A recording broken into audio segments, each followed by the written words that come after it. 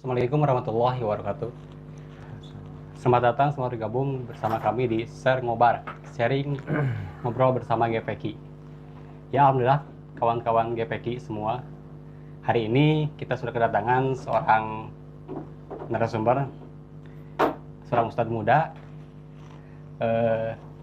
aktivis dakwah, seorang founder kajian, dan merupakan suatu kajian di Kota Cimahi kan, yaitu Forum Studi Quran. Sebelum kita mulai acara ini, mari kita berkenalan terlebih dahulu dengan beliau. Maka Kang. Bismillahirrahmanirrahim. Assalamualaikum warahmatullahi wabarakatuh. Perkenalkan, saya dengan Sandi Al-Faruq. Saya dari Cimahi. Alhamdulillah, atas izin Allah, saya ditugaskan atau saya bersamanya dengan teman-teman di Cimahi bareng Forum Studi Quran atau lebih disingkat FSQ. Masya Allah. Kang, selama ini Kang, sebelum kita memulai ke materi Kang, atau obrolan kita, kegiatan sehari-hari apa Kang di PSQ Kang? Kegiatan sehari-hari alhamdulillah kita ada project bareng. Kalau khusus untuk internalnya kita lebih pemberdayaan sumber daya manusia untuk mengupgrade iman. Pada intinya sih kita mau berkomunitas, kita mau berforum, itu tetap esensi daripada itu adalah bagaimana tentang penghambaan kita menjalankan pengabdian kepada Allah Subhanahu wa taala. Masya Allah, betul banget Kang. Karena kita selaku pemuda Kang ya. Cocok banget dengan tema hari ini Kang. Insya Allah Kang, tema hari ini kita membuat tema pemuda Qurani, pemuda idaman masa kini. Mantap. Kalau yang sedang viral kemarin Kang, banyak yang mengatakan bahwa dengan adanya pemuda good looking Kang. Pemuda good looking ya. Oke. Apa sih Kang pemuda good looking Kang? Sebetulnya Kang, menurut Kang Sandy? Good looking itu berarti kalau kita translate ke dalam bahasa Indonesia berarti bahasa sederhananya enak dilihat lah gitu ya. Kalau kita ambil kesimpulannya enak dilihat. Dan memang mendengar hot issue kemarin bahwa good looking itu memang sangat disayangkan, sempat diberitakan bibit-bibit radikalisme itu bisa masuk ke area masjid pemerintahan maupun masjid masyarakat melalui anak-anak muda good looking diantaranya. Saya mungkin sebagai pembelajar, sebagai orang-orang yang dibersamai juga dengan teman-teman yang aktif ke masjid, merasa terganggu juga mungkin dengan menyebutkan bahwa bibit-bibit radikalisme itu disebarkan oleh anak-anak hafiz Quran diantaranya dan juga anak-anak good looking. Jadi sebenarnya frame negatif itu bisa dibantah dengan anak-anak muda yang emang mungkin kita lihat mereka itu good looking, tapi kita bantah bahwa kita itu tidak benar apa yang diungkapkan oleh seseorang bahwa good looking itu pembawa anak good looking itu pembawa bibit-bibit radikalisme.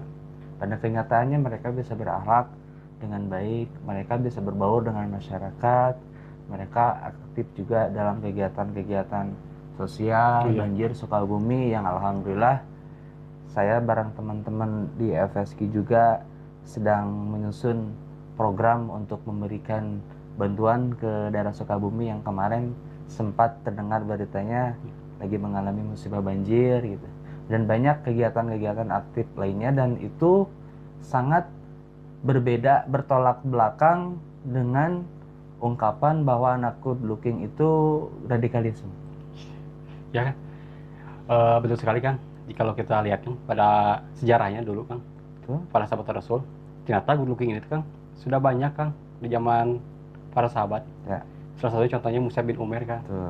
Dia duta pertama yang diutus oleh Rasulullah untuk berdakwah ke Yasrib. Beliau adalah seorang pemuda Kang ya. Tampan, kaya, wah, apa yang kurang gitu kan? Ya. Dia seorang good looking, Mungkin kalau zaman sekarang yang sempat good looking kan. Iya, Nah, betul. apa bedanya Kang, perbedaan zaman dahulu dengan sekarang Kang, kalau dilihat dari sejarah? Sejarah. Oke. Sedikit mungkin memberi pandangan perbedaan zaman sekarang sama zaman dulu. Mungkin secara aspek teknologi sudah jelas berbeda. Kemudian transportasi.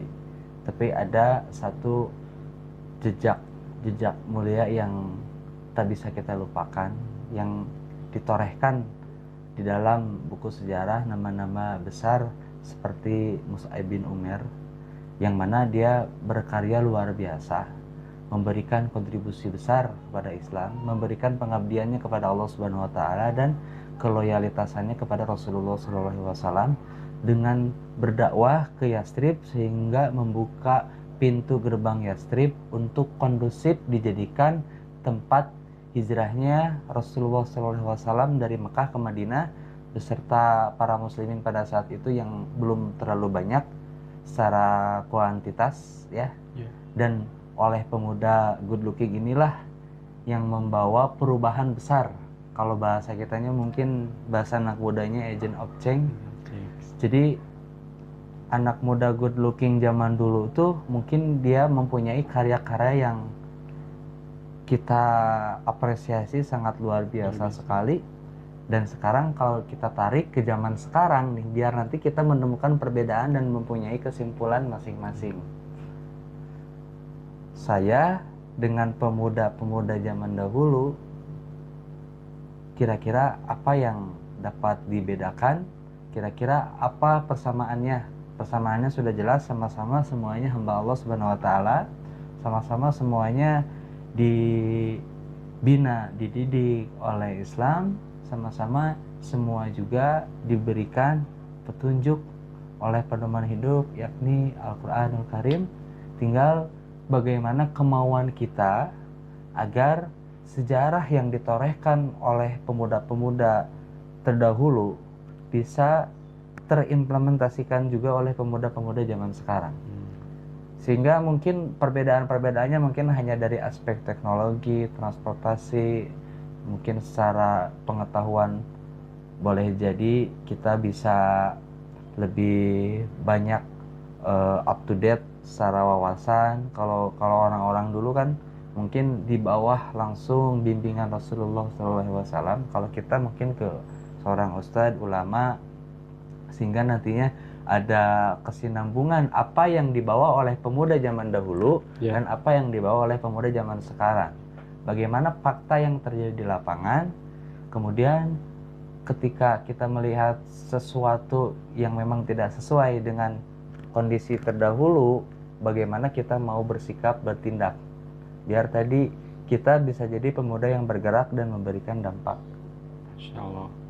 Harusnya berarti dengan julukan good looking itu kita harus bangga kan ya, kayaknya kan. Betul. Karena julukan yang sangat bagus ya. Ya. Bukan sebuah julukan yang negatif. Betul. Bahkan Allah Subhanahu wa taala pun berbicara dalam Al-Qur'an, Allah paling menyukai orang-orang yang mensucikan diri. Berarti kan suci dari hadas, suci dari apapun kotor yang ada dalam diri, mau itu bentuknya dosa ataupun mau itu noda dan lain sebagainya. Allah mencintai orang yang mensucikan diri. Wallahu yuhibbul mutahhirin. Mencintai orang-orang yang mensucikan diri. Kayaknya kan untuk menjadi seorang pemuda yang good looking atau pemuda yang Qurani, kayaknya mungkin tidak bisa secara instan atau dengan mudah kita capai. Tentunya perlu bekal yang sangat besar, sangat banyak dan tidak mudah mungkin. Nah, bagaimana Kang caranya kita untuk meraih prestasi tersebut, menjadi pemuda yang Qurani, menjadi pemuda yang idaman untuk masa kini? Idaman untuk masa kini bukan idaman para ukti ya. Iya.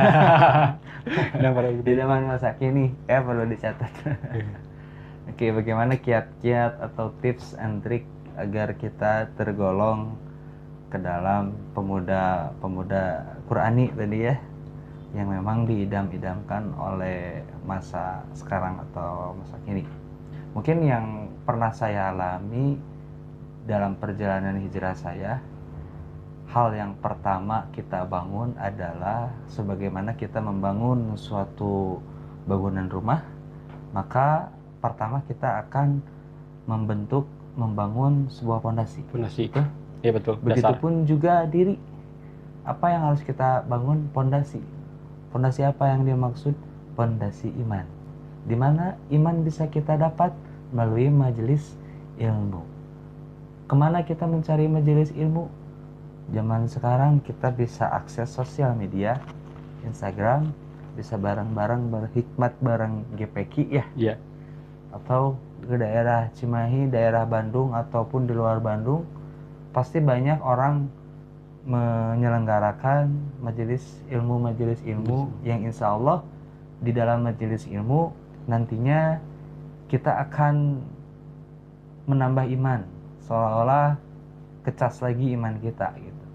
Kebesaran Allah Subhanahu wa taala, kemuliaan Islam, kemuliaan Al-Qur'an, kebenaran Rasulullah SAW dan apa yang dibawa oleh beliau, nanti semuanya akan terjawab. Permasalahan-permasalahan hidup juga demikian.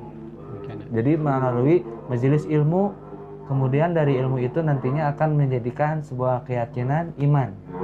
Nah itu fondasinya, dan belum sampai terhenti di situ. Bahkan setelah iman, tuntutan selanjutnya adalah mengamalkan untuk diri pribadi, kemudian menyebarluaskannya. Sehingga ketika ilmu kemudian jadi iman dan menyatu dan kita amalkan untuk diri, pahala kita akan meningkat, kemudian kita sebarluaskan, ilmu itu akan bertambah, dan apa yang kita sampaikan kepada orang lain pun akan terasa bermanfaat. Begitu. Itulah sedikitnya mungkin kalau kita ringkas dari perjalanan Rasulullah SAW dan para sahabat membina umat, membina satu diantaranya tadi seperti Mus'ab bin Umair, itu tak lepas dari bimbingan Rasulullah SAW yang memberikannya ilmu. Ya, jadi ilmu dulu nih. Gimana langkah konkretnya? Tadi kita hadir majelis ilmu atau kita memperbanyak teman-teman kita yang memang satu frekuensi. Frekuensi apa yang dimaksud? Yaitu gemar mencari ilmu, gemar hadir di kajian, atau mungkin kondisi new normal seperti ini mungkin aktif kita di sosial media, ikuti daring kajian online ataupun akses YouTube dan seterusnya. Tapi tetap kita juga coba membiasakan diri berkumpul dengan orang-orang yang bisa membawa kita kepada jalan yang lebih baik lagi. Masya Allah. Berarti banyak kan kiat-kiat yang kita capai, yang harus kita ikuti prosesnya. Itu baru separuh ya? Baru separuh ya? Waduh, Masya Allah, baru separuh ya. Lumayan Kang, kadang untuk pemuda zaman sekarang Kang, wah terkadang untuk belajar pun, ilmu pun, wah agak berat Kang. Ya, betul. Karena emang zaman sekarang kan ya bukan menafikan tentang kemajuan teknologi Kang. Terkadang untuk datang ke majelis ilmu, banyak mengatakan cukup saja dari lewat Google Kang, cukup saja lewat YouTube Kang. Mungkin ya sisi positif baik Kang ya. Jika kalau kita membuka aplikasi yang baik gitu, jika kita dipakai untuk yang bermanfaat, tapi sebaliknya gitu, jika kita dipakai yang kurang baik gitu, yang kurang bermanfaat kan, sayang juga Kang ya. Nah bagaimana Kang cara mengaplikasikan diri di lingkungan sekitar ataupun di lingkungan masyarakat, khususnya pemuda, dalam mengupgrade diri, maupun itu melalui smartphone-nya Kang ya, HP-nya ataupun lewat kontak langsung secara dengan teman-temannya. Karena ini khawatirkan Kang, ketika kita mempelajari ilmu melalui online gitu ya, kayak daring ataupun kayak lewat via YouTube Kang, kita kan masih bingung apakah itu benar atau salah gitu Kang ya. Nah cara kita memilih ini benar salahnya gimana Kang, bagusnya Kang? Oke. Cukup. Okay. Jadi sebenarnya sosial media atau akses Google itu yang bisa kita cari tahu, apapun yang kita tulis, apapun yang kita suarakan pasti dia akan muncul ya. Apa yang belum kita tahu lewat Google, ada Mbah Google, makanya disebutnya tuh Ustadz Google ya. Memang itu hanyalah, kalau saya anggapan saya itu hanyalah sebatas tools, hanya sebatas alat media untuk mencari tahu jawaban-jawaban yang tersembunyi yang memang belum kita pahami. itu memang alternatif yang lebih mudah kita tempuh dengan smartphone kita mencari tahu sesuatu, meskipun di situ pun dicantumkan misalkan ada sumber hukumnya, kemudian juga dalil ayat-ayatnya juga tercantum ada.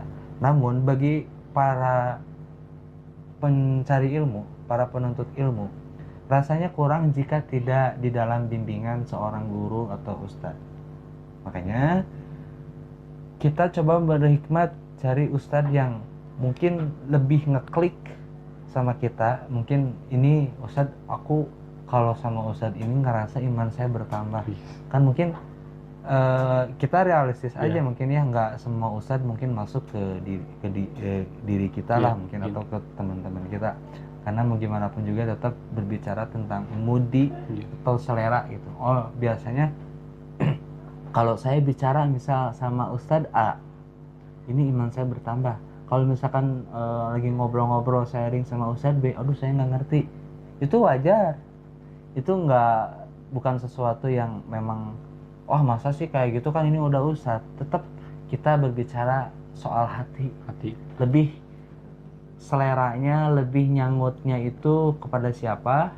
Dan catatan pentingnya adalah tadi prinsipnya kita harus berguru kepada seorang guru atau seorang ustadz yang memang ilmunya sudah terlampau jauh, ilmunya sudah lebih dari kita, sehingga tidak dikatakan kita ini hanya belajar kepada YouTube, Ustadz Google, dan seterusnya.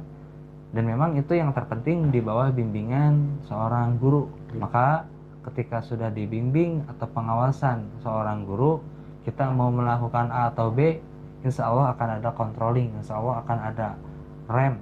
Apa yang kita lakukan salah atau benarnya, mungkin guru kita, ustadz kita lebih paham. Kita terus belajar, yang penting jangan putus asa dan menyerah sih. Intinya terus berguru, atau bahkan kalau prinsip saya ketemu dengan teman atau orang di jalan atau melihat pengalaman orang, mereka itu bisa jadi guru dalam kehidupan saya. Boleh jadi apa yang mereka alami itu belum pernah saya alami, maka saya harus mempelajari kok dia bisa menghadapi masalah yang serumit itu. Itu kan jadi pengalaman dirinya yang bisa saya petik pelajarannya, sehingga saya bisa tanyakan ilmu apa yang bisa membuat Anda bisa lebih bertahan. Contohnya misalkan jika lagi ngadepin masalah tuh, maka terjadilah interaksi, terjadilah obrolan, terjadilah sharing gitu.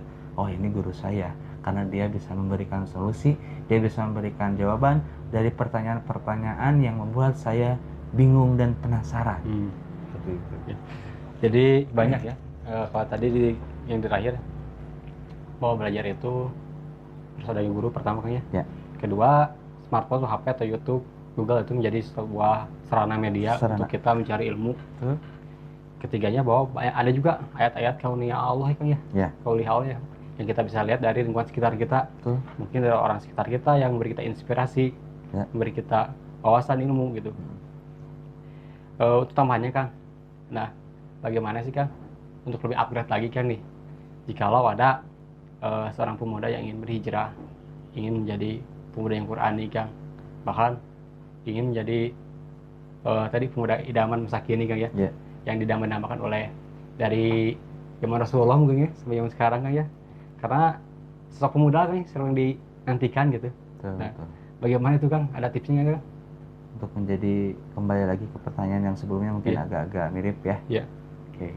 Tadi pertama kan sudah dijawab, berarti yang kita harus bangun, yang kita harus dirikan adalah fondasi iman kita, nilai-nilai akidah yang harus menghujam ke dalam jiwa kita, sehingga jasad, tangan, kemudian kaki kita ini akan selalu, bukan kecanduan mungkin istilahnya, mendorong melakukan hal-hal positif. Apa hal positifnya? Salah satunya adalah hadir di majelis ilmu. Kepentingannya apa? Untuk membangun iman, untuk menambah keyakinan kita kepada Allah Subhanahu wa taala, sehingga Allah akan memberikan hidayahnya kepada kita, kemudian hati kita terterangi, maka mau kita melakukan amalan solih seberat apapun, jika sudah Allah mudahkan, Allah sudah berikan hidayah, ruang hati kita dipenuhi dengan nama Allah, cahaya hidayah masuk ke dalam hati kita, maka insya Allah apa yang akan kita lakukan, seberat apapun amalan-amalan yang akan kita lakukan, terasa ringan. Itu tadi yang pertama. Yang keduanya adalah memperbanyak istighfar. Istighfar. Ya, dan istighfar ini powerful banget. Maksud powerful adalah kalimat yang sederhana, mudah di lisan, tapi bisa membawa perubahan yang besar. Kenapa? Yang pertama, beberapa ulama mengatakan bahwa dengan istighfar ini akan menghapus dosa-dosa. Kan itu. Kemudian juga dengan istighfar ini dapat melancarkan rezeki. Dan banyak kebaikan-kebaikan lainnya jika kita terus mendawamkan istighfar. Jadi miracle of zikri, keajaiban sebuah zikrullah istighfar, astagfirullahaladzim, itu bisa membersihkan hati kita dari noda-noda maksiat yang mungkin pernah kita lakukan sebelumnya. Membersihkan hati.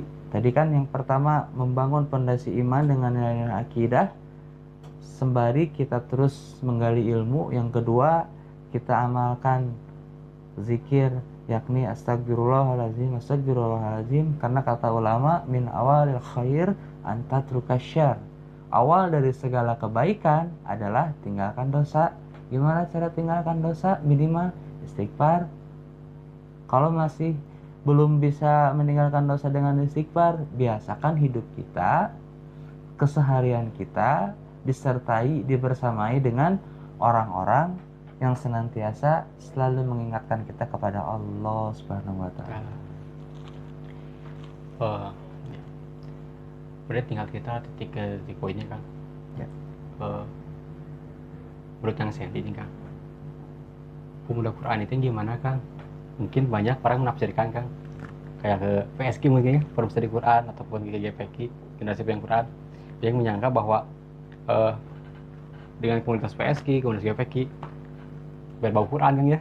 Saya berpikir pemuda Quran itu hafiz Quran, pemuda Quran itu wah santri-santri, pemuda Quran itu tuh wah kayaknya udah wah banget lah gitu. Nah, kalau menurut Kang Sandy sendiri kan, pemuda Quran itu gimana sih Kang? Apakah harus jadi seorang hafiz Quran? Apakah harus menjadi seorang santri, seorang kiai, bukan seorang ulama ke depannya? Menjadi hafiz Quran, menjadi seorang ulama atau kiai atau bahkan santri itu harus, itu memang boleh dibilang wajib, karena mau gimana pun juga tetap jalur kita mendapatkan ilmu melalui seorang ulama atau mondok, berarti menjadi santri. Ya. Kemudian juga menjadi seorang ustadz atau hafiz, itu bagus. Insya Allah pahalanya di sisi Allah itu luar biasa. Namun kita berbicara realita kehidupan kita, toh semuanya nggak mondok, toh semuanya bukan aktivis rohis, toh semuanya waktu satu hari 24 jam tuh tidak dihabiskan di masjid. Jadi kita realistis aja. Jadi kalau Sandy memandang pemuda Qurani itu adalah pemuda yang berakhlak Quran dan pemuda yang sering berinteraksi dengan Al-Quran, yang targetannya dia mengamalkan keseluruhan ayat-ayat yang ada dalam Al-Quran. Tahapannya mungkin boleh jadi dia memperbaiki dulu bacaan Al-Quran, kemudian dia mengindahkan bacaan Al-Quran. Soalnya banyak, apalagi di Bandung kan banyak qori-qori, kemudian imam-imam muda yang bacaannya merdu ya, bacaannya syahdu. Itu kan proses mereka mempelajari, memperbaiki bacaan Qurannya kan lumayan cukup memakan waktu lama juga gitu. Maka senantiasa ilmu-ilmu itu bertambah dan kita letakkan di dalam hati. Jadi ilmu itu bukan kita letakkan di dalam kepala, itu namanya wawasan, itu namanya sakop, mesakop, orang-orang yang berwawasan. Tapi ilmu itu hakikatnya kita letakkan di dalam hati, dan semakin bertambahnya ilmu, semakin bertambahnya pula ketakutan kita kepada Allah Subhanahu wa taala. Itulah ilmu. Jadi kalau saya sempat pernah dengar salah satu seorang Ustadz juga mendapatkan pertanyaan dari jamaahnya, Ustadz saya pernah menemukan ada seorang yang hafiz, maaf, tapi dia masih suka berzina, tapi bacaannya Quran itu masih bacaannya, hafalannya itu masih terjaga sempurna, nggak ada salah-salahnya. Boleh jadi bukan kita mau menjudge, bukan mau kita gampang menilai orang, cuman saya mengutip dari jawaban seorang ustadz tersebut, jawabannya seperti apa yang kurang lebih tadi saya disampaikan. Jadi menambahnya hafalan, menambahnya bacaan Al-Quran, boleh jadi orang itu hanya meletakkannya di dalam kepalanya saja. Kalau dia letakkan di dalam hati, maka ketakutan kepada Allah Subhanahu wa Ta'ala-nya pun akan bertambah. Otomatis dia akan menghindari yang namanya perzinahan. Sehingga pemuda Qurani ini adalah tadi pertama dia memperbaiki bacaan Al-Qur'annya, mengindahkan bacaan Al-Qur'an. Yang ketiganya, dia selalu senantiasa berupaya keras untuk mengamalkannya. Berarti kalau tadi yang pertama, yang kedua, berarti kan interaksi dengan Al-Qur'annya pun lebih intens. Sehari kita hitung, kita lebih sering membuka handphone berlama-lama atau lebih lama lagi kita membuka mushaf Al-Quran? Jelas handphone kan. Dari Saya bangun juga tidur sih sampai mungkin. tidur. Boleh jadi kalau ada notifikasi WA atau Instagram, buru-buru ditinggali handphone Gercep juga. Gercep. Jika narima wahyu ti malaikat Jibril. Buru-buru pan gitu. Ker tidur oge pan gitu. Nah, ari Al-Qur'an nepikeun kalede lusuh kan gitu, diantepkeun we di lemari. Meureun saya eta mah gitu. Kita pada intinya kita sama-sama belajar. Kita sama-sama terus banyak berinteraksi dengan Al-Qur'an, sehingga Al-Qur'an terus kita jaga, maka Allah pun akan menjaga kita. Contoh misalkan malam hari mau tidur, chatting dulu Allah. Apa 10 ayat. Surat apa? Misalkan Ar-Rahman. Ar-Rahman 'allamal Qur'an, khalaqal insan, 'allamahul bayan. Terus ayat. Keesokan harinya lanjut misalkan juz 30. Amma yatasaalun anin naba'il 'azim alladzi hum fihi mukhtalifun. Kalla saya'lamun. Lumayan kan 4 ayat tuh. Terus tiap hari intens kita latihan, kita terus banyak berinteraksi dengan Al-Quran, seakan-akan kita membaca Al-Quran, Allah yang sedang berbicara kepada kita. Kalau kita sholat, kita yang sedang berbicara kepada Allah, kita yang sedang laporan. Bedanya itu. Maka ketika itu semua kita lakukan, insya Allah nantinya akan berdampak menjadi pemuda Qurani yang diidamkan oleh masa kini, dan akhlak pun juga akan terjaga. Kalau kita banyak berinteraksi dengan Al-Quran, tidak hanya Arabnya saja, tapi kita pahami apa artinya, kita baca juga, kemudian kita tanyakan kepada seorang ustadz, kepada seorang guru juga, gitu, bagaimana mengamalkannya. Insya Allah nantinya Allah akan bukakan jalan, Allah akan berikan petunjuk bagaimana kita harus melangkah. Kembali lagi hakikatnya tadi kepada ilmu, hakikat ilmu. Jadi lamun cek Sunda nama ilmu teh lain saukur tina sirah, tina letah, tapi kudu jadi lengkah. Naon anu aya tina manah. Pan gitu. Atau misalkan ilmu ulah ngan saukur aya dina hulu, komode ngan saukur ngahuntu, tapi kudu jadi suku anu ke dilengkahkeun ka tempat anu kurang tuju. Seperti itulah ilmu. Jadi kita langsung berbicara pengaplikasiannya, langsung berbicara pengamalannya. Nah ini kan dari bentuk pengaplikasian kan, jadi kan mengamalkan. Apakah kita harus menghafal Al-Quran terlebih dahulu sampai beres ya, sampai sempurna, baru kita aplikasikan? Apakah baiknya kita belajar satu ayat, kita pahami, kita amalkan? Kita belajar satu ayat, pahami, amalkan. Bagaimana kan bagusnya kan? Dulu Rasulullah SAW ketika dilantik menjadi Rasulullah, kan tidak langsung kemudian 114 surat itu turun Iya. berangsur-angsur ya. Iya. Ayat. Berangsur-angsur selama beberapa tahun. Kemudian juga Rasulullah pada saat menerima wahyu pertama surat Al-Alaq yang bunyinya Iqra, sampai dikatakan Iqra itu 3 kali malaikat Jibril kan mau mentarbiyah Rasulullah pada saat itu. Iqra bismi rabbika ladzi khalaq, terus al-ayah sampai 5 ayat. Nah, berarti kan nunjukin bahwa tidak seidealis kita harus menghatamkan dulu Al-Quran kemudian kita mengamalkan. Tapi secara bacaan itu baik kita menghatamkan, tapi secara pengamalan nggak bisa langsung spontan, nggak bisa langsung keseluruhan. Berarti berangsur-angsur.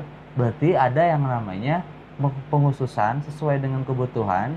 Kita bisa belajar lagi di dalam forum, boleh jadi dikatakan halaqah, tarbiyah atau liko, yang mana di dalamnya itu membahas seputar Al-Quran, kandungan Al-Quran yang ada kesinambungannya dengan kehidupan, yang nantinya kita akan lebih mengetahui lagi gitu, apa yang mesti kita amalkan terlebih dahulu, yang lebih urgent.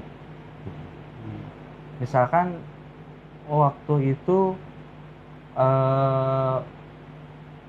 ayat pertama yang turun belum diperintahkan untuk meninggalkan minuman khamar pada saat itu. Iya.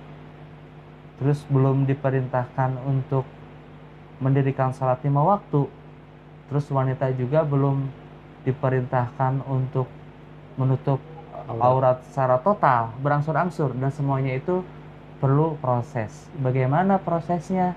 Tentu balik lagi tadi, kita berhikmat kepada seorang guru atau kita tergabung di dalam suatu community, suatu komunitas, suatu jamaah yang nanti di dalamnya itu ada bimbingan kita harus seperti apa menjalani isi Al-Quran ini yang akan kita amalkan bersama-sama, yang insya Allah nanti di akhirat, yaumil akhir akan menjadi syafaat bagi yang menghafalnya, bagi yang menjalankan kehidupan di dunia ini sesuai dengan tuntunan ayat suci Al-Quran.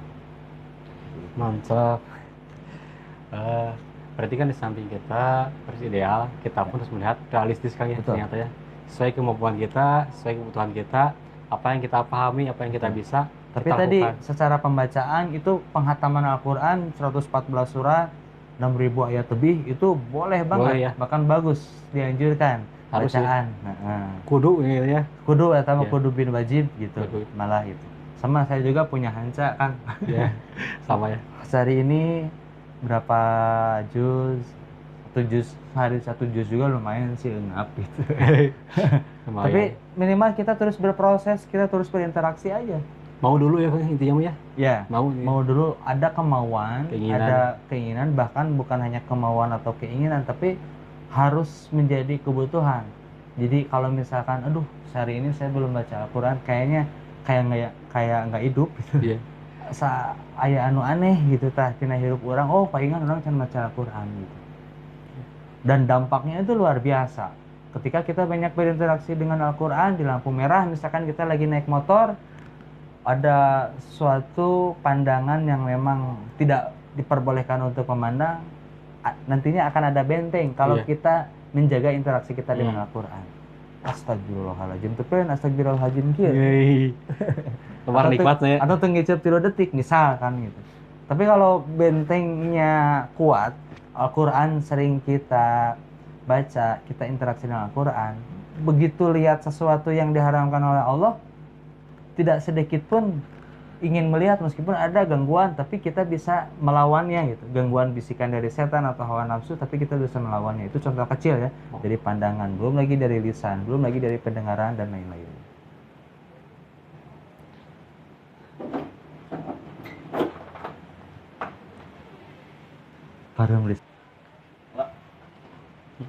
Berarti kan dengan cara mengaplikasikan itu sangat mudah Kang ya. Tidak Insya Allah. sesulit Kalau apa yang ada kita bayang. Kalau kita ada kemauan, kemudian jalur langitnya kita tempuh, maksudnya meminta doa kepada Allah, ya Allah berikan kami kemudahan, berikan kami pertolongan, terus jalur buminya kita ikhtiar, seperti itu. Berarti tidak sesulit kita bayangkan kan. Dengan kita menjaga pandangan kita pun sudah termasuk mengamalkan begitu Ya, sudah termasuk mengamalkan Mengamalkan. dan menjadikan pemuda good looking, pemuda Qurani. Iya. Karena kebanyakan Keren tapi tetap soleh kan gitu ya. aslinya kan. Bukan yang radikal. Iya. Gak apa-apa sih dibilang radikal, misalkan kita punya singkatan ramah, terdidik dan berakal. Mantap. Karena kebayangin kayak gini kan, kebanyakan para pemuda dalam beramal tuh kan kayaknya sulit, besar gitu kan ya. Ya. Harus idealis dulu, harus wah banyak ini. Padahal kan dengan cara tadi dari kita menjaga pandangan, menjaga lisan kita, menjaga adab kita, itu sudah termasuk aplikasi dari ayat Quran kan ya. Ya. Menjadi seorang pemuda yang Qurani. Paling gini Kang, dalam kita berhijrah, dalam kita menjalankan Al-Quran, banyak di antara kita Kang, teman-teman saya, bagi saya pribadi Kang, agak sulit Kang untuk beristiqomah Kang. Ya. Kayak tadi kita mau ngechat Allah nih Kang, malam Ya. ini kita siap baca Quran 10 ayat, pagi 10 ayat, 10 ayat. Nah dari selanjutnya Kang, udah berhenti lagi Kang, dengan berbagai alasan, kesibukan, malas, banyak lah Kang. Nah, bagaimana Kang cara untuk istiqomah dalam menjalankan atau mengamalkan Al-Quran tersebut Kang? Itu juga sesuatu yang lumrah, manusiawi. Sama saya pun masih belajar. Sama saya pun 1, 2, 3 hari bisa istiqomah, kesananya bablas lagi, kesananya kandas lagi, kesananya jadi enggak gitu. Sama, cuman yang pernah saya pelajari dari teman-teman, kemudian melihat guru saya juga, hal pertama agar kita bisa istiqomah dalam melakukan kebaikan, atau hal pertama yang bisa membuat kita semakin survive, bertahan, melakukan amalan-amalan solih, maka kita meminta doa kepada Allah. Ya Allah, semoga saya diistiqomahkan, berikan saya kemudahan, keistiqomahan untuk terus senantiasa membaca Al-Quran. Banyak kan doa-doa istiqomah ya? Iya banyak. Rabbana la tuzigh qulubana hadaitsana al-ayah. Kemudian juga ya muqallibal qulub sharif qulubana ila taatik, ya musarrifal qulub sharif qulubana ila taatik, ya muqallibal qulub sabit qalbi ala dinik, ya musarrifal qulub sharif qulubana ila taatik. Dan seterusnya doa-doa istiqomah itu yang bisa insya Allah jadi mantra lah istilahnya ya, mantra ajaib, biar kita terus memohon kepada Allah, meminta keistiqomahan supaya kita selalu senantiasa melakukan amalan baik. Itu jalur langitnya tuh, itu doa. Ikhtiarnya bagaimana? Di dalam kita menjalani kehidupan, tak lepas yang namanya lingkungan dan juga faktor teman-teman. Iya. Berarti kita hidup di lingkungan seperti apa dan bergaul dengan teman-teman seperti apa. Kita lihat aja tuh lingkungan kita, apakah banyak membiasakan berbuat sesuatu yang bisa membuat kita membaca Al-Quran lebih intens. Beda lagi kalau mondok mungkin ya. Iya. Kalau ada di pesantren-pesantren kan itu sudah menjadi habits yang positif gitu. Bangun tidur, ambil wudhu, sholat subuh, beresnya langsung nuruikan hanca lagi, baca lagi Al-Quran, terus sampai di istilahnya ditongkrongin sama pak kiainya ya, sama musyrifnya kan gitu ya. Berarti itu di lingkungan pesantren yang memang mendukung dia untuk terus istiqomah membaca Al-Quran. Nah kita nggak mondok, kita nggak ada di pesantren, minimal kita bergaul sehari-hari bersama siapa? Teman yang mungkin senangnya bermusik, senangnya ngegame, senangnya odading Mang Oleh, Aduh. atau misalkan bergaul dengan orang-orang yang sering berinteraksi dengan Al-Quran. Perhatikan dengan siapa kita berteman, karena mau gimana pun juga pertemanan itu akan menarik kita. Kalau kita bergaul dengan orang-orang yang senang musik, otomatis nantinya kita akan kecanduan, juga kita akan menyukai dengan apa yang dia sukai. Contohnya misalkan tadi musik. Sebagaimana sabda Nabi Shallallahu Alaihi Wasallam, barang siapa jika berteman dengan seorang pandai besi, maka dia akan baunya yang menyengat itu akan tercium juga. Ya. Dan barang siapa yang berteman dengan seorang tukang parfum seperti itulah, maka dia akan terasa juga, tercium juga wanginya, kan gitu. Kurang lebih seperti itu hadisnya. Dan kesimpulan dari bab pertemanan ini yang nantinya akan membawa kita, yang akan menarik kita ke dalam kebiasaan baik maupun buruk. Berarti pinter-pinter kita bergaul dengan teman, bukan mau selektif, karena memang kalau kita menginginkan terus interaksi dengan Al-Quran, berarti kita banyak bergaul dengan teman-teman yang mungkin berlipat-lipat dia rajin gemar membaca Al-Qurannya, biar kita sama-sama belajar, sama-sama saling murojaah, sama-sama saling store hafalan dan seterusnya sehari-hari demikian. Maka insya Allah itu yang nantinya akan membuat kita menjadi pemuda Qurani. Itu yang akan menghantarkan kita bahkan ke level hafiz, boleh jadi kan. Tidak ada yang nggak mungkin. Kalau Allah sudah berkehendak, kemudian kita terus berikhtiar semaksimal mungkin, kita terus berdoa, kita bisa menjadi seorang hafiz. Minimal Berarti, dengan pertemanan, ada lingkungan, pertemanan gitu. Terus tadi jalur langitnya adalah terus berdoa. Kemudian tadi lingkungan dan teman harus mempengaruhi, banget, ya. mendukung, harus kondusif. Gitu. Ya, ada ini Kang, karena di program GPK Kang, di genre komunitas GPK ada satu program Kang, itu tahfidzul Quran online kan. Nah, ini ada pertanyaan titipan Kang, yang sering teman-teman saya tanyakan kepada saya Kang. Mungkin Kang Sandi bisa bantu jawab ya. Dari TKG kan ada tahfidzul Quran online, ada programnya itu Kang, setoran hafalan. Yep. Nah, bagaimana sih Kang dalam cara cepat atau cara baik dalam menghafal Quran Kang? Sesuai pengalaman Kang Sandi Kang. Duh, saya juga masih belajar. Berat pertanyaannya. Asli Kang, itu banyak yang teman-teman bertanya. Mungkin Kang Sandi bisa bantu jawab. Kalau saya sih lebih juga dibantu oleh media sosial, juga audio visual. Media sosial yang saya sering follow itu Kori-Kori Timur tuh, Syekh siapa kan gitu, banyak ya. Syekh Misari, kemudian yang lokal-lokalnya Ustaz Hanan atau Muzamil Asbalah. Terus saja tuh sering kita dengerin, sering kita coba pahami gitu. Kalau misalkan mau tidur, terus kita dengar murotal, bukan sesuatu perbuatan yang buruk juga, cuman kalau misalkan langsung ngantuk, berarti ada masalah dengan hati kita. Kok dikasih murotal malah ngantuk gitu, bukan terenyuh, bukan tersentuh gitu. Tapi kalau dikasih lagu Armada malah jadi baper gitu, misal gitu. Misal.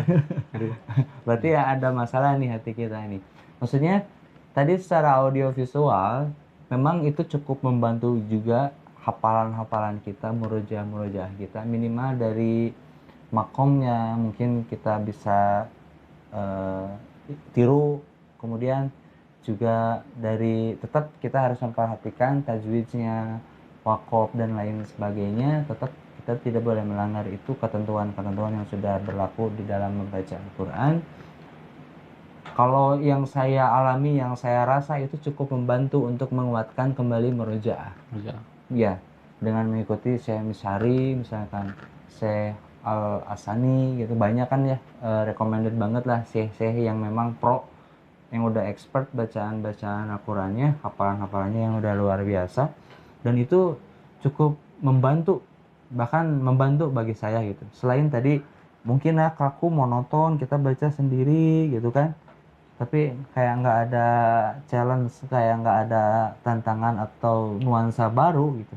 Makanya kita harus disertai, harus dibersamai dengan orang-orang yang sama juga, dia gemar untuk nyetor hafalan, untuk murojaah gitu. Berarti kan temenan sama orang-orang yang emang pengen jadi hafiz, orang-orang yang emang senang dia membaca Al-Quran, apabila ditawari menjadi imam, dia nggak pikir-pikir panjang, langsung.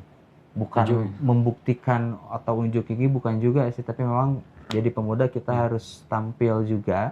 Kemudian kita harus tunjukkan bahwa ini loh pemuda yang good looking, pemuda yang Qur'ani teh gitu. Dengan hafalannya yang baik, bacaan Qur'annya yang baik gitu. Kan ada juga maaf ada juga yang emang bacaan Qurannya tuh kecepatan kan gitu. Kayaknya kalau kecepatan kayak gitu kudu diberi helm, Mang. Bisa bisa tabrakan gitu. Sinotok ya. Bisa tahu kan gitu. Tapi memang harus sebagai pemuda yang mungkin lebih tenaganya lebih kuat untuk mengilmui lagi, untuk belajar lagi, kita buktikan bahwa kita bisa lebih menguasai gitu. Bukan mau mengucilkan juga orang tua atau imam masjid dan lain-lainnya lah gitu. Pada intinya sih memang menjaga kiat-kiat kita, hafalan kita, kemudian itu dari faktor apalah istilahnya, faktor eksternalnya ya, faktor lingkungannya tadi, teman kita dengan siapa, terus audiovisual tadi kan. Nah, untuk faktor internalnya kita lebih menjaga diri memandang sesuatu yang Allah haram. Kebayang dulu ada seorang syekh yang baru tersingkap saja betis seorang wanita itu bisa membuyarkan, bisa membuat hafalan surat yang dia sudah hafal itu jadi hilang. Itu baru betis. Wah. Bagaimana yang lain keterusannya? Nauzubillah min dzalik. Nah, seorang saya aja sampai menjaga hafalannya tuh itu nggak sengaja tersingkap gamisnya, betisnya terlihat, itu bisa mengakibatkan hafalannya itu jadi hilang. Apalagi orang-orang sekarang, mungkin kita buka YouTube ada iklan yang seronok kan gitu ya, ikan-ikan apalah itu segala macam, keluar rumah aja ke jalan itu udah banyak yang lewat kan gitu ya. Dan itu yang bisa membuat hafalan-hafalan kita jadi rusak gitu. Dari penglihatan terutama kalau laki-laki ya. Dan maksiat-maksiat lainnya itu yang bisa membuat hafalan-hafalan kita juga jadi hancur juga gitu. Jadi bagaimana nih tetap kita hafalannya ngejos bagus gitu. Tapi kita bisa menikmati masa muda kita pada umumnya tanpa bukan tanpa, orang manusia mah pasti ada dosa, paling tidak mengurangi dosa gitu. Apa tadi terapinya? Teruslah beristighfar, terus beristighfar, lagi di jalan astagfirullah, lagi di jalan astagfirullah, lagi ngahulang, lagi nongkrong, lagi ngopi astagfirullahaladzim, terus subhanallah, alhamdulillah, la ilaha illallah. Terus kita dawamkan brand iman kan, itu kalau diksi yang saya pakai brand iman. Kenapa brand iman? Ya karena dengan kita mengucapkan alhamdulillah, subhanallah, Allahu akbar, la ilaha illallah, itu kan bisa membuat iman kita semakin bertambah, dan mau berbuat dosa pun jadi ada benteng. Jadi pikir-pikir lagi, takut Allah murka, takut Allah mencabut nyawa ketika saya mau melakukan maksiat kan gitu. Itu ngejaga banget, dan insya Allah akan berdampak kepada hafalan-hafalan yang sudah kita kuasai. Seperti itu ya. Mungkin dengan pola mendisiplinkan diri kan ya. Jadi intinya kita membiasakan diri. Jadi kita mungkin bisa karakter biasa. Iya betul. Iya betul ya. Ketika kita sudah terbiasa dengan hal-hal yang berat bagi kita mungkin, akhirnya jadi bisa, yang berakhirnya jadi mudah bagi kita lah ya. Terus dilaksanakan. Dan terakhir kan, mungkin buat semua sahabat GPK yang dimanapun berada, pesan-pesan kan dari Kang Sandy buat teman-teman untuk menjadi pemuda yang Qurani, Kang. Apa sih, Kang? Sebagaimana nama yang sudah menjadi doa mungkin ya buat sahabat-sahabat GPK di dunia nyata maupun di dunia maya, insya Allah itu menjadi sebuah azam bagi diri dan juga umat dengan menyandang nama generasi pejuang Quran. Berarti sedikit saya mendefinisikan, berarti generasi inilah yang akan memperjuangkan tegaknya Al-Quran di muka bumi, berusus di Indonesia gitu. Maka jadilah pejuang Quran yang tangguh, jangan menjadi pejuang Al-Quran yang mengeluh, komodei ripuh yang nantinya akan membuat rapuh. Terus semangat, terus kobarkan semangat. Pundak pemuda itu yang akan memikul beban berat, karena di pundak pemuda lah perubahan akan terjadi. Sebagaimana tadi yang sudah diceritakan, seorang Mus'ab bin Umair, pemuda yang tampan, gagah berani, bahkan parfumnya pun tercium beberapa meter. Pemuda good looking, pemuda yang Qurani, dia berhasil istilahnya membuka gembok kunci Yastrib agar menjadikan Yastrib itu sebagai tempat kondusif untuk hijrah dan dijadikan oleh Rasulullah sebagai kota Madinah yang bisa menerapkan syariat Islam pada saat itu. Nah, bagi kita generasi pejuang Quran, insya Allah sesuai dengan namanya, teruslah berkarya, teruslah berkontribusi untuk Islam, dan itu pun juga merupakan pengabdian kita kepada Allah, bukan untuk eksistensi, bukan untuk mau gaya-gayaan karena komunitas di kiri kanan tetangga pun sama dia berkomunitas, enggak. Lebih daripada itu, esensinya adalah bagaimana tentang kita mengindahkan ketaatan kita kepada Allah Subhanahu wa taala sesuai dengan tuntunan Al-Qur'an dan sesuai dengan uswatun hasanah kita, suri tauladan kita, yakni Rasulullah Muhammad SAW yang terus memperjuangkan Islam, yang di dalamnya itu ada Al-Qur'an, berarti memperjuangkan Al-Qur'an juga dengan cara berdakwah, dengan cara memberikan harta untuk tegaknya Islam di kota Mekah pada saat itu dengan kurun waktu kurang lebih 23 tahun. 23 tahun, dan ketika putuh Mekah, maka hukum-hukum yang diberlakukan di kota Mekah itu Al-Quran. Islam tegak, otomatis Al-Quran diberlakukan. Nah, kita di sini pun demikian sama. Bahwa ya realistis kan di kita ini negara hukum, tidak memakai Al-Quran. Minimal kita terus banyak berinteraksi dengan Al-Quran, kita memperbaiki bacaan Al-Quran. Ketika Allah sudah menurunkan karunia-Nya, pasti Allah menurunkan pertolongan itu di waktu yang tepat, bukan di waktu yang cepat, di waktu yang tepat sesuai dengan kebutuhan. Lah, kitanya aja masih seperti ini, bagaimana Allah memberikan karunia kemenangan kepada kita kalau kitanya belum menang dalam diri? Apa yang dimaksud menang dalam diri? Sejauh mana? Seberapa greget lo membaca Al-Quran? Karena kalau saya pribadi masih belajar, saya masih sering lebih lama saya berinteraksi dengan smartphone ketimbang Al-Quran. Nah, ini menjadi self reminder juga, menjadi pengingat juga untuk diri. Saya ngajakin teman-teman semua, yuk kita perbaiki terus hubungan kita dengan Allah melalui Al-Quran, sehingga nanti kita akan sama-sama happy ending. Al-Quran di yaumil akhir akan menjadi syafaat kita, akan menjadi penolong kita ketika kita berada di ujung jurang neraka, insya Allah. Wallahu a'lam bishawab. Ya, kalau kalian sharing Kak Sandi telah memberikan ilmunya, mudah-mudahan apa yang disampaikan, apa yang di-sharingkan di hari ini dapat menambah keimanan kita, dapat menambah wawasan kita dalam menjadi pemuda yang Qurani, pemuda idaman masa kini. Dan buat teman-teman, terima kasih yang telah menyimak. Jangan lupa untuk like, comment, and share, dan subrek subscribe. Aduh, lidah saya nggak bisa bahasa Inggris. Jazakallah Kang Sandi. Amin. Wassalamualaikum warahmatullahi wabarakatuh. Waalaikumsalam warahmatullahi wabarakatuh.